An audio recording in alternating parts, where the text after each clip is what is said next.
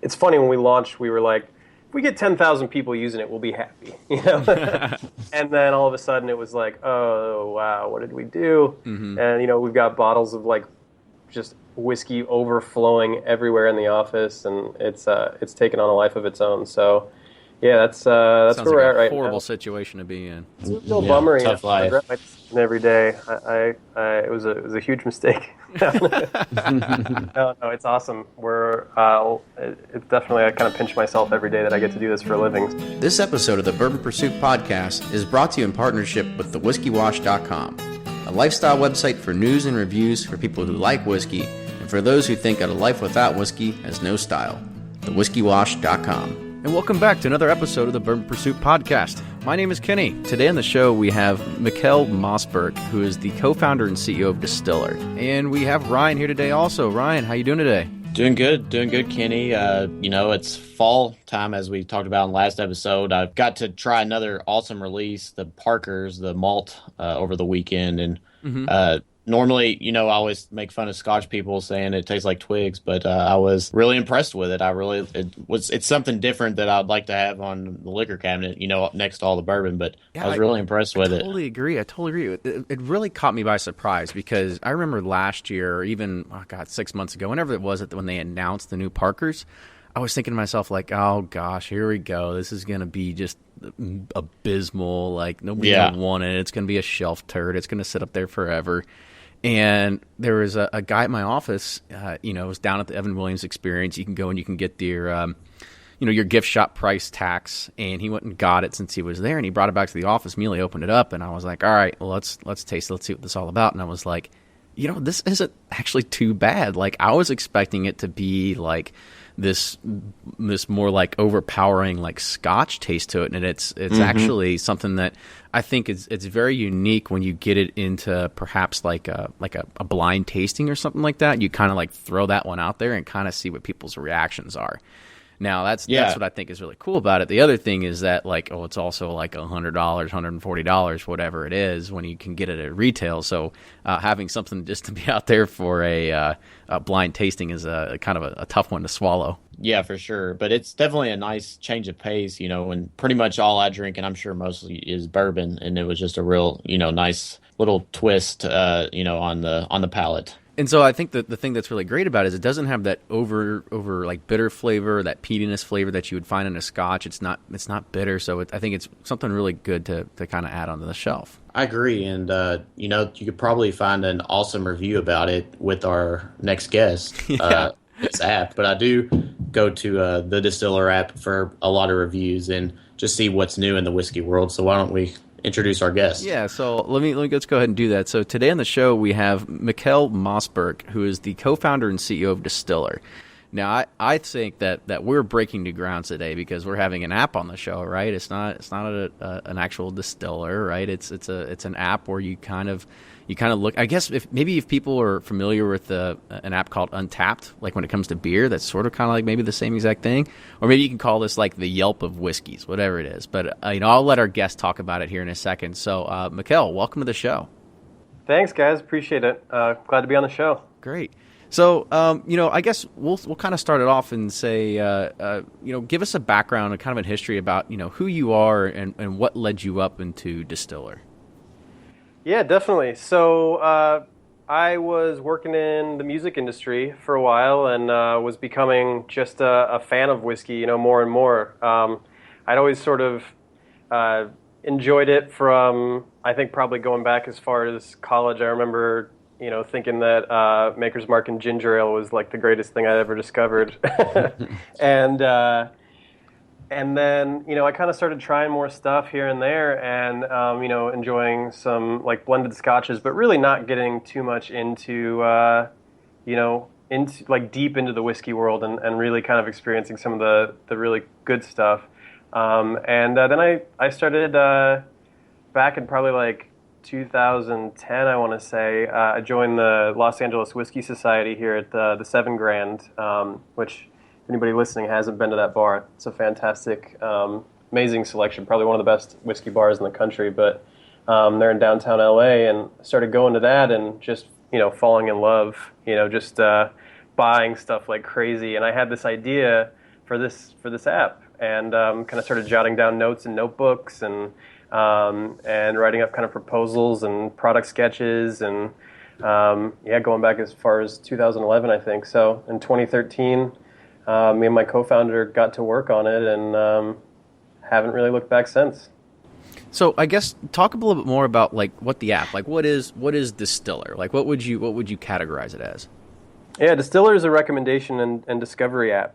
So really the main thing and the reason that I wanted to build this thing is because I wanted to use it. Was when I was in the store or at a bar or at a restaurant, and you're kind of staring down the barrel of like a massive selection, or great store with giant selection, kind of floor to ceiling whiskey, and it's overwhelming. And maybe the person who works there that you're talking to doesn't maybe know, a lot about everything, and it's tough. You don't want to like spend $60, $80 on something that you're not going to like. And so I thought, why not? Like, why isn't there a better way to be able to find like great kind of mobile first information about these products that are in front of you? See what other people think of it. See what an expert reviewer thinks of it. See what it's supposed to taste like, what it's supposed to cost, which is another thing these days. Like MSRP doesn't really matter to a lot of places. It's all about demand, and they can mark something up like crazy, and somebody will buy it.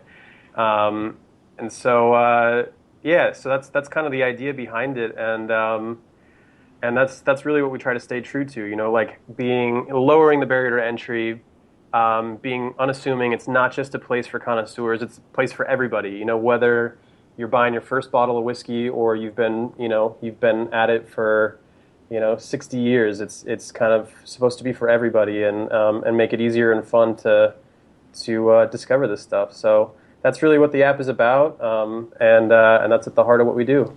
So was that like your initial idea? Was like we've got to have people give them like a better idea of what they are purchasing to be smart consumers? Like I guess how did the idea kind of really spawn? Yeah, that is, you kind of touched on it really right there. I think it was that combined with, my experience personally of people at salespeople at a store maybe not really knowing enough. If I say like, hey, I heard, about this product, what do you know about it? And they go like, I'm really not sure. That's not really helpful when a bottle's like $50. So really, we want to empower. Yeah, exactly right. That happens a lot. If you're like, hey, can I grab a bottle of, Four Roses single barrel, and they grab like the yellow label and put it on the counter, and you're like, oh boy. That was kind of the idea of like empowering consumers, help them make better educated decisions at that point of purchase where like, they could be spending a lot of money and they want to know what they're buying and make sure that that it's what they want. I also had the experience very early on of getting into whiskey when I kept reading reviews online about how much everybody loved Lafroig, and I was like, cool, that sounds good. I have no idea what it is. Really had no experience with like peaty single malts. Opened that up, big old pour, and walked face first right into just a wall of peat and iodine, and it freaked me out. Right, I had no idea what was coming. Kind of reminds you of your first time drinking in high school, and you're like, people enjoy this stuff. Like, exactly. Like, where's our wine coolers? Exactly. I remember reading like tasting notes from people saying like it tastes like Band-Aids. Is that good? And they're saying that's a positive thing. So anyway, I that was the idea, right? Like just make that information available in a way that works on your phone. You don't want to be like trying to Google stuff and find some guy's like 1,500 or 15,000 word like blog about how no age statement whiskeys are destroying the industry, and you're like, this doesn't help me right now. I'm trying to like find out about this particular whiskey. So that was the original intention, and that's kind of what we tried to stay true to. And now we're adding new reviews literally every single day, and our tasting table is growing, and yeah, it's been pretty crazy to see it take off like it has. It's a very clean app. It's very simple to use. But one thing that I like on the homepage is you have like recently reviewed bottles by, I guess, the expert tasters. But I really like the trending bottles where people have been reviewing a lot, and you kind of scroll through there and check out, what's going on. It's pretty cool. How'd you come up with that? Kind of just wanted to see what would bubble up around certain times of the year. I remember like last year when Jim Murray came out with the latest whiskey Bible, and he named Yamazaki released, right? But anyway, that he named like the best whiskey on earth. And all of a sudden, like all the Japanese whiskeys in our system started bubbling up. Like everybody was adding them to their wish lists. Like everybody was commenting on them.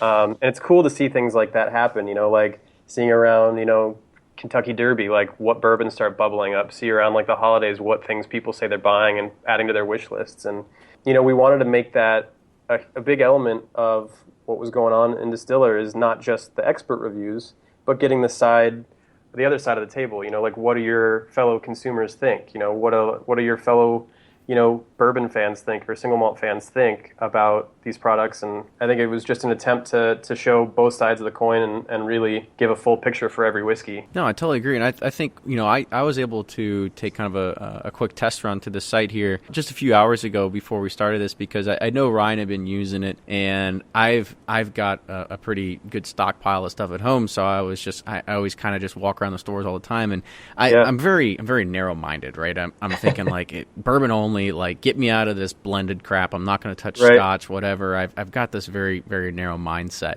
But now when I look at it, I kind of took a tour of the review. I added a bunch of stuff. So one of the cool things is you can go into the site, you can search through a huge library of whiskeys that they have, and you can add it to what's called your collection in there. It's kind of like what you'd say your wallet, or kind of what you have on your shelf at home. And it sort of, I guess you could say, starts learning maybe like what your kind of tastes are or something like that. And then you can also take some of your top 5 that you like, and you add that to what you called your top shelf. And then from there, you can kind of start running through this gauntlet of getting of saying like, okay, I want to try something new. It kind of walked me through that, because I thought that was really cool. If I'm going to go and try something new, like tell me about all the options that I can kind of choose to kind of figure out this. Yeah, so that's our recommendation engine. And once you've kind of started adding things to your collection, your wish list, your top shelf, really starts to learn what types of flavors and things you really like. So yeah, you can go through, you could say, I'm looking for something new, or I'm looking for a present for somebody. This is how much I'm looking to spend. This is the kind of whiskey I want to buy. So you're not, just kind of throwing it out there. You can do that as well. You can do like a surprise me. The idea is like tasting this stuff is so subjective, which is another reason that we wanted to add not just the expert reviews, but have kind of the community at large give their opinions as well. That kind of reminds me of like CNET reviews, where you have one guy that's the expert, and then tells you about like a TV, and then 50,000 other people just disagree with him and call him an idiot. Luckily, we haven't had too much of that, but it is fun to see people be like, I don't know what this guy's talking about. I thought it was gross. Or some people are like, I loved it. I don't know what his palate sucks. Yeah, exactly. That was kind of with that in mind. There's no 100% right answer or opinion about anything on earth, much less bourbon or other types of whiskeys. So, we ask some kind of fun and lightweight questions. And the idea really is to narrow it down and then be able to throw a bunch of options at you. And hopefully things that you either haven't seen before or don't have too much experience with. And you can go through and learn about them. Get stuff in front of you that you can then start clicking on, reading on. And then on every single page at the bottom, you'll see a flavor profile. And below that, you'll see 3 more whiskeys that have similar flavor profiles. So, we really want to send people down the rabbit hole of just reading about this stuff, learning about this stuff, and break out of that mold of just trying the same thing over and over again and really experience all that there is to experience out there. Yeah, that's what I also love. One of the things that you didn't mention is, where are you going to be drinking this? Because you have your choices of like by the fireplace, on the couch, on the beach. Because it makes sense. Because I was like, if I'm on the beach, last thing I want is like 120 proof bourbon to sit there and drink on the beach, right? Right. So the heat. Yeah, it's definitely like one of those cool things. Like it's definitely really like those are the things you can build into a really good recommendation engine.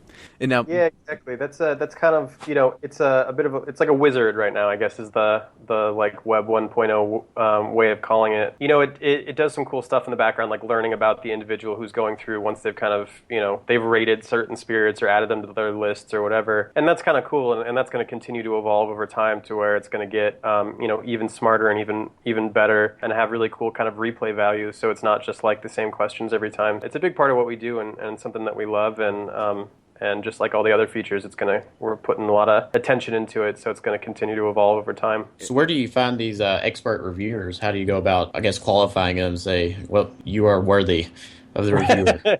Right.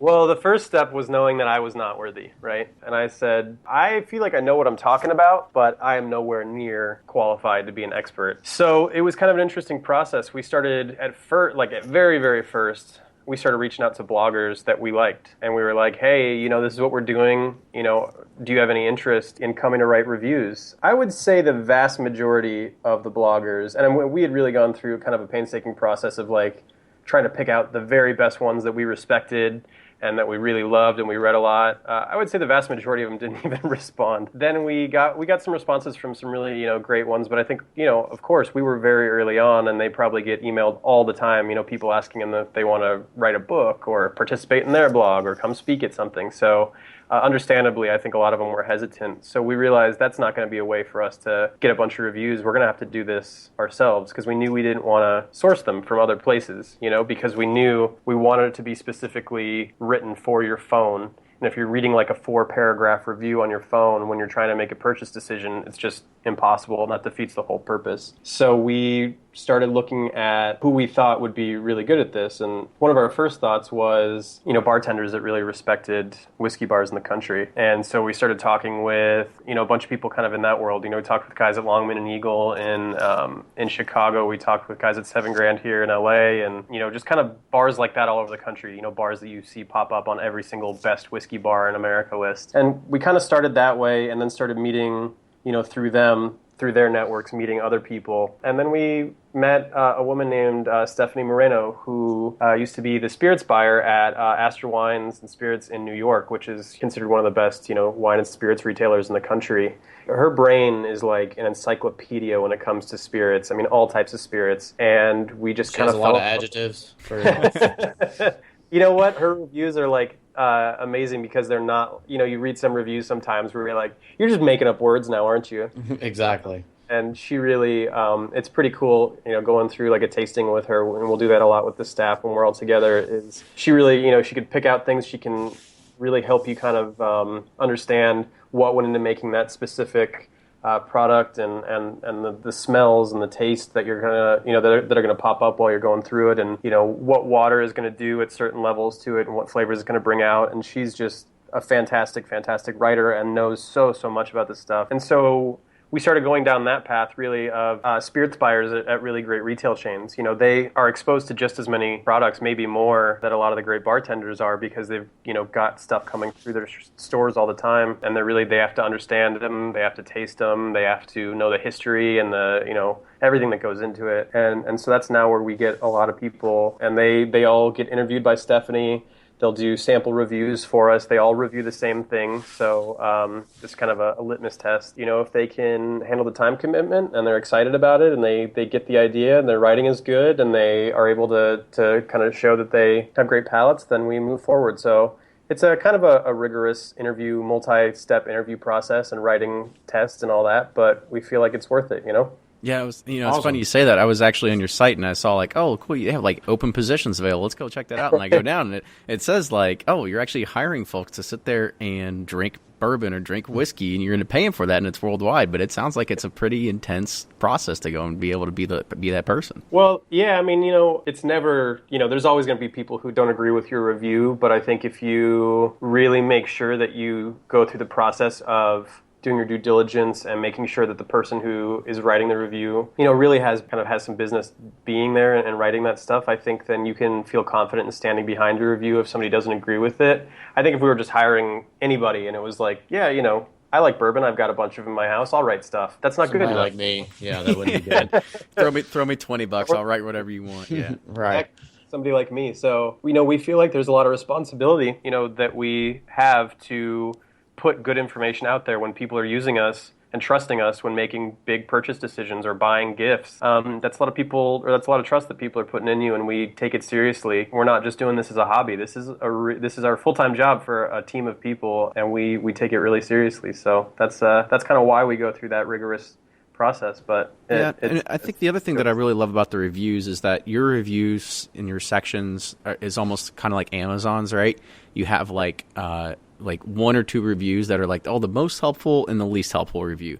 But then also the reviews they're not, yeah, you're right. You're not 1,400 word blog posts, right? They're quick, short, 3-sentence blurbs that really just get right to the point. Like, yes, this is a good buy. No, it's not a good buy. This is what I think in this story, right?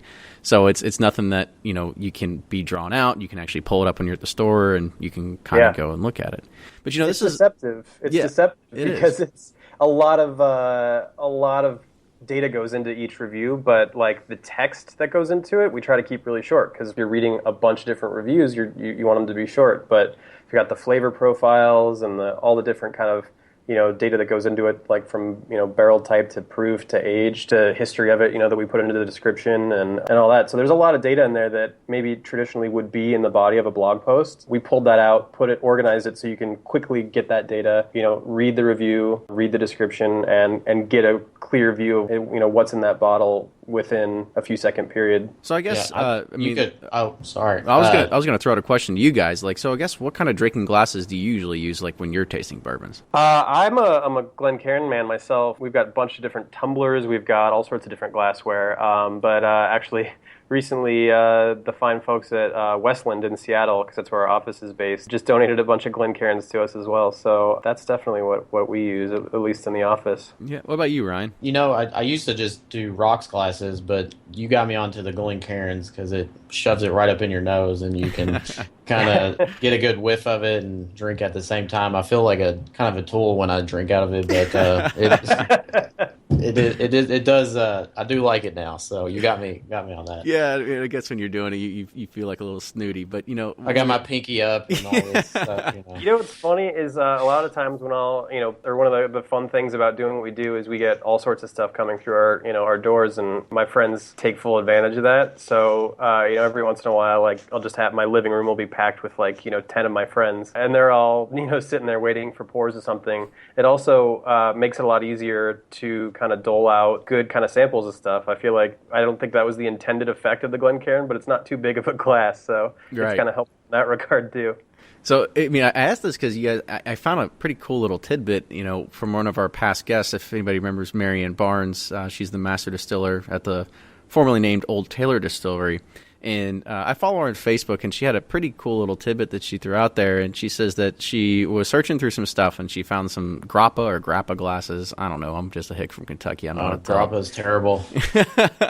It's like lighter fluid. Yeah, well, she was using these glasses. And then she said, did you know that every aroma chemical has a different density and will sit at different levels in your glass? So when you have a chance or a bunch of various glasses available, maybe it's like a champagne flute or red wine glass, Glencairns, rocks, highballs, solo cups, Dixie cups, mason jars, whatever it is. She said pour exactly 1 ounce of the same bourbon and try to nose the difference. And she goes, it's pretty interesting. That is really interesting. Yeah, I have not done that. It sounds like a dangerous exercise, actually. 1 ounce each in 6 different glasses. Like, yeah, this is for science. Pass out. Yeah, I mean, I figured my palate's not being able to do it. And then again, she's a chemical engineer, so she knows what she's doing. Me, on the other hand, I'm like, oh, okay, yep, still smells like bourbon to me. I'm going to drink it. The Riddell wine glass company probably love that statement because they're like, our wine tastes better your wine tastes better in our glasses. And you're like, yep, I'm sure. So let's talk back to the platform a little bit. Right now, how many people are on the platform? Well, we allow guest users as well, so you don't have to register to create or to search through and get a recommendation or anything like that. It makes it better. You can keep track of stuff. You can comment. You can leave your own ratings and reviews and all that, but you don't have to, and a lot of users choose not to. So overall, probably over 200,000 now at this point with all those people combined. So it's funny, when we launched, we were like, if we get 10,000 people using it, we'll be happy, And then all of a sudden it was like, oh wow, what did we do? Mm-hmm. And we've got bottles of like whiskey overflowing everywhere in the office, and it's taken on a life of its own. So. Yeah, that's where we're at right now. Horrible situation to be in. It's a little bummer. Tough life. every day. It was a huge mistake. No, it's awesome. I kind of pinch myself every day that I get to do this for a living. So how are you finagling a lot of these distilleries to give you free samples? Or are you guys just like saying like, all right, we got some seed money, let's go out and just buy out a liquor store real quick so we can have all these things that we can sample and taste? Like how are you doing that? Or just asking super nicely? Asking super nicely. We actually have pretty kind of big internal infrastructure for it, kind of like similar to what maybe a sales platform would use to follow up on leads. We do the same sort of thing for following up on review requests or on sample requests. We'll say like, all right, these are things that users have requested or that we know we want to do reviews for. That means we have to find, the right person at this company. So we go and track down the contact information, reach out. If we don't hear back, then we have triggers that tell us to reach out again at a certain time. And we just kind of pound the pavement, tell people who we are, what we're doing. A lot of them at this point, it was harder at first. A lot of them at this point have heard of us. And it'll be, it's interesting every once in a while when you go to like the PR company for like a large brand, like say like a Diageo or something like that. You go like, hey, we need, these things, like 40 boxes show up at the office, all at once, because these, some of these companies will handle like just the entire portfolio, so just stuff starts showing up like that. And sometimes it's like little, few ounce samplers, and sometimes it's like giant, multiple bottles of something. So, but yeah, it's all either stuff that we source that comes to the office, or it's stuff that, sometimes our tasters will either have access to it through friends, or they have their own relationships, or they know somebody at at one of the brands or whatever. And but so far we have not paid for anything that we've reviewed. Ryan, you taking notes here? Yeah, I got that. Luckily, we're recording this. Oh, man, thank God. I forgot about that. Yeah. It's a tough process. It's definitely, it's one of those things where you're like, we've been at it for a couple of years now, and finally people are starting to be like, yeah, we've heard of you. We're like, you've heard of us? We're the biggest whiskey app on earth. I hope you heard of us. Yeah. It's definitely, it's tough for sure, though. Like some weeks will go by and we won't get that many, and then like another, week will go by and we'll get just tons and tons. But it's definitely no joke. And the hard thing now, but the kind of the fun thing at the same time, is getting ahead of, releases. So we got to do the latest Buffalo Trace Antique collection before that started shipping. That was pretty fun. Getting little sample bottles with like the little like mini labels put on it. You're like, oh, it's so adorable. We'll take 40 more. Yeah, exactly. It was lost in the mail, never showed up. Yeah. So, but yeah, that's kind of how we do it right now. I think it's kind of similar how a lot of bloggers and reviewers will do it. I can't imagine how many requests these guys get. These brands get all the time for this stuff. So we're kind of flattered that they're even saying yes to us. So, but it's funny because a lot of users will write in and be like, "Hey, I want you to do a review of this. How come you haven't done it yet?" You're like, you have no idea how much work goes into getting just one thing in the door. Right. So, but it's not a bad gig. That's for sure. So I guess, can you share anything that we can possibly see on the roadmap, or any kind of features you're looking to add in the short term? Let's see. How can I be cagey about this? We got. Nobody here signed an NDA, so you're letting it out. You're letting it out. Everybody who's listening, nobody tell anybody. We've got some really big stuff coming before the end of the year that we've been working really, really hard on for this entire year. So we've got one big release. I mean, we're going to be doing continual releases here through the end of the year, but one huge release by the end of the year. And then there's a bunch of features that people have been asking for a while that we've got in the in the roadmap that we're really excited about. I think one big thing is the kind of the social aspect of the app needs kind of a total overhaul, making it easier for people to share their tasting notes, share just our review, share their collection and their wish list and their top shelf, and communicate with other people in an easier way, in a more native way. So that's really big for us, and that's very close on the horizon. Another thing people have been asking for forever is the ability to add their own listings. So if we haven't reviewed something yet, to be able to add it themselves. And that's really, really tricky for a lot of reasons. But I don't know if you guys have ever used like apps like Foursquare. Mm-hmm. If you go into Foursquare and you try to find, like, say you're at a restaurant or a bar, there's probably going to be like 50 different listings for that particular one. Because we're in Kentucky. We don't have the same exact LA problems. But yeah, I know, because the Louisville airport is spelled 3 different ways in Foursquare. Exactly, yeah. And there will be like a listing for every terminal, or like, the gate, and there's just like a bunch of different listings for everything. And so all your data becomes fractured and spread out across multiple listings.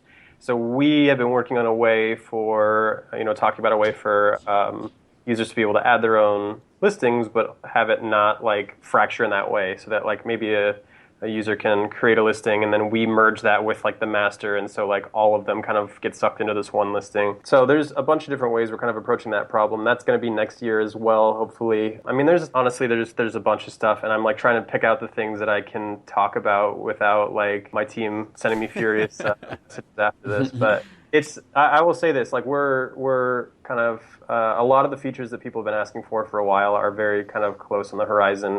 There's a lot of big things coming. The app and the website have stayed, very kind of similar, and it's been a big focus on the content of it this year. And now the infrastructure is getting some much needed love. It's going to keep getting better and cleaner and more efficient, and make it even easier and more fun for you to mess around with it. I'll throw one of a feature out there you can add for your wish list, like be able to like email that to my mom, who like is always always looking for like I need Christmas gift ideas, and be like, boom, here you go, here's my entire wish list. Yeah, see, do that, or I can have multiple. Oh, can I see that? Or I can have multiple wish lists, and I can have like my fall release wish list, and I can be like, all right, send these out to the people who are different parts of the U.S. to go and help me find stuff too. I cannot confirm or deny whether or not those things that you talked about are on the timeline. But yeah, you can definitely share. That was one of the things early on that we're like, you got to be able to share your wish list. So if you got a filled out wish list and you're on the website or the app, there's a share button sitting there at the top, and you can share it via Facebook, Twitter, or email. That's definitely a not so subtle hint for like, this is what you need to buy me for Christmas, or my birthday, or just because you love me. So we're coming to the top of the show. We'll kind of finish it off with one last question. Your tagline for Distiller is called the Whiskey Companion. So can you kind of talk about like what kind of brainstorming what went into trying to figure out the name of the Whiskey Companion, or how would you kind of tie that to your platform? It's whiteboards upon whiteboards upon whiteboards. We wanted to come up with something that just illustrated like it's totally unassuming. It's not snooty. You don't have to know anything to use it or to be comfortable in it. And it's here to help. And I think that was really that was something I touched on early on in the show. Is we really wanted to make sure that people felt included, and that it wasn't intimidating, and that that they could feel comfortable in there even if they didn't know anything. And that was really the idea behind it, the companion idea, that like this thing's here to be your advocate, to be your helper, to help you learn in a way that with other people, in a way that's like fun, and not there to talk down to you or expect you to know what certain kind of industry terms mean for you to be able to like access that interview or access that review. So that was kind of the idea behind it. Come up with something that illustrated that it was that it was there for fun, and that it was easy, and that it was there to help. That's awesome. So Mikael, I just want to say thank you again for coming on the show and talking to us about Distiller. If anybody out there hasn't messed with it, like I said, today was the first day I messed with it, and I'm going to be a believer in it. You're way behind. I know. But hey, I even went as far. I love the app. I use it like all the time. Oh, thank you so much. That means a lot. I'm a sucker for lists and top tens, and talk about reviews. I just need a number like 98 or 95, and I'll buy something. So it's been really cool, and using it like you said, out in the store, or if you're just thinking about buying something, reading about it. So I appreciate you coming out with it. Yeah, I appreciate you using it. I mean, that it was a kind of a dream for us to be able to build it and work on it. So when people enjoy it and they're happy using it, it kind of like makes it extra worth it for us. So I appreciate that. Fantastic. Cool. So before we close out the show, I also want to give a shout out to our new audio guy, David Israel. So David came to us. He just sent us an email out of the blue. And he said, I have this background in audio engineering, and I love the show, and I just want to help out. And we were like, well, how much do you want to get paid? He goes, you don't have to pay me. And we were like, oh, well, in that case, you're hired. So if I want to give David a shout out to say thank you. Thanks, David. I sucked at it. So in the past few episodes, you've kind of noticed the intro's kind of changed. He goes crazy in the audio quality and flipping the gains and putting in all these kind of mixes and all this other sort of stuff. So we couldn't be as successful as we are so far without you, David. So again, thank you. For anybody else, if you like what you hear, make sure you subscribe to us on iTunes. You can listen to all the old episodes and even get them on there. You can also listen to them on bourbonpursuit.com. You can follow us on Twitter at Bourbon Pursuit. You can also, follow us on Instagram and Facebook and all those other cool things at Bourbon Pursuit as well. Yep. Thanks again, Mikael, not Michael. Thank you guys so much Appreciate for it. I know. Is this the first interview we've gone like the whole entire time and never once called you Michael, right? There you go. I feel like this might be history in the making right here. Awesome. Well, thanks again. Really appreciate, like you said, the app and your time for coming on the show. So if anybody, if y'all want to leave reviews or suggestions, we definitely appreciate it, and we'll see you next time.